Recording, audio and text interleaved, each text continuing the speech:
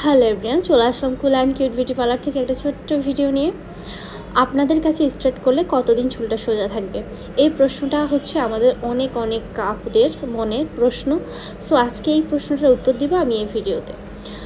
Last 1 বছর আগে আমরা এই চুলটা ক্যারাটিন স্মুথ করেছিলাম, পার্মানেন্ট যেটা ওইটা। সো উনি হচ্ছে এখন আবার 1 বছর পর আসছে সেম পার্মানেন্ট ক্যারাটিনটা করতে।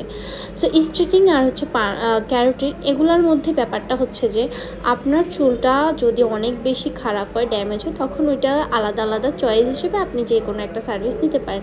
তো এই চুলটা আপনারা দেখেছিলেন যে আগাতে হচ্ছে এখনও সোজা কিন্তু গোড়াটা বাঁকা। তার কারণ হচ্ছে আগাটা আমরা আগের বছর করেছিলাম একদম আগা থেকে গোড়া পর্যন্ত, আর ওইটা এখন নিচে নেমে গেছে, আর যে গোড়াটা এই 1 বছরে গজাইছে ওইটা আপনার ন্যাচারাল হেয়ার মানে বাঁকা হয়ে গেছে। সো এই বিষয়টা আপনারা অবশ্যই বুঝবেন যে রিগ্রোথ হওয়া যে চুলটা ওইটা আপনার আগের চুলেই হবে, আর আমরা যেটা করে দিব ওইটা আস্তে আস্তে নিচের দিকে নামতে থাকবে।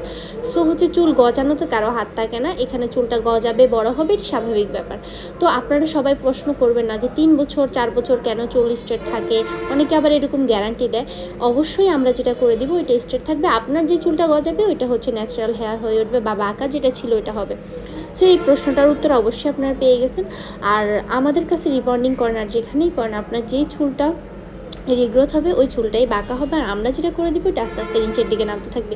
এটাই হচ্ছে এটার মূলত যেটা সত্য ওইটাই। সো এই তো আমাদের কাজটা শেষ হলো। আব্বু হচ্ছে 1 বছর আগে করেছিল, এখন 1 বছর পর আবার সেই চুলে আমরা কাজ করলাম। অবশ্যই এটা আমাদের কাজের সার্থকতা। তো যারা হচ্ছে এরকম আমাদের প্রতিদিনের ক্লায়েন্ট আসে তার মধ্যে অনেকেই আছে যে হচ্ছে আগের বছর করেছিল এখন আবার করতেছে।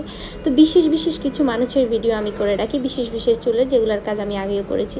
তো সবাই ভালো থাকবেন, সুস্থ থাকবেন, অবশ্যই পার্লার